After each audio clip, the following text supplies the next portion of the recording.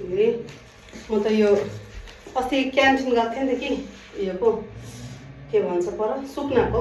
Actually म चाहिँ हामी चाहिँ गएको आमा अलिकति बिसन्चो हुनुहुन्छ नि त। आमाले एकदम राम्रो काकाको स्टाइल। आमा अलिक बिसन्चो हुनुहुन्छ कि अनि आमालाई दबाई पठाइदिनु पऱ्यो भनेर अब दुधियाको ब्रिज भत्केकोले चाहिँ गाडीहरू आउँदैन नि त गाउँको। अन्त हामी चाहिँ सोच्यो कि कसै मान्छेलाई दुधियासम्म जानु सक्यो भने चाहिँ हामी गएर पुऱ्याएर आउँ, नत्र भनेदेखि चाहिँ कोही मान्छेलाई चाहिँ दबाई पठाइदिउँ है भनेर बुढाबुढी गएको थियौँ। भरे त दुधिया पुग्नु नपाइ नै सुकुना अलिकति क्रस गरेको थियौँ, पानी आयो नि त पुरा स्पिड ब्याक गऱ्यो हामी होइन। अनि सुकुनामा त बस्नै पऱ्यो।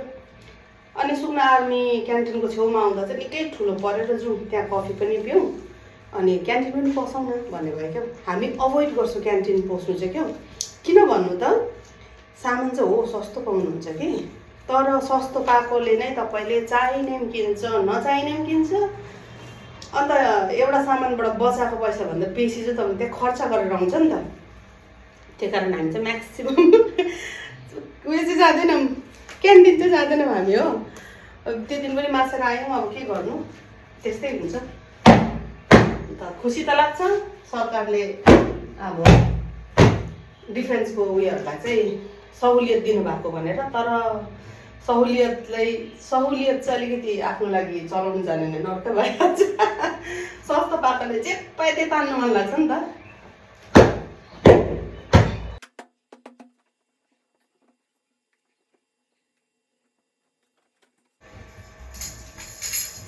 यो चाहिँ बिहानै चाहिने, बिहान र बेलुका चाहिने कुराहरू मेरो यहाँ सोफामा।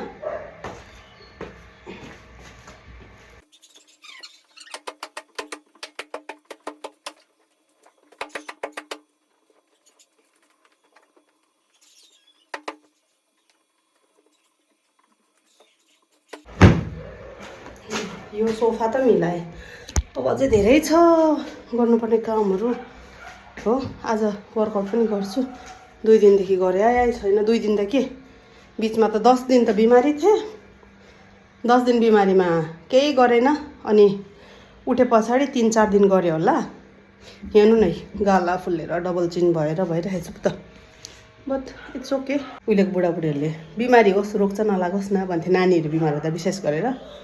नानीहरू होस् न बिमारी अलिअलि त भइरहन्छ, खोकीसोकी लागिरहन्छ, ज्वरो आइबस्छ, रोग चाहिँ नलागोस् न यिनीहरूलाई भन्थ्यो।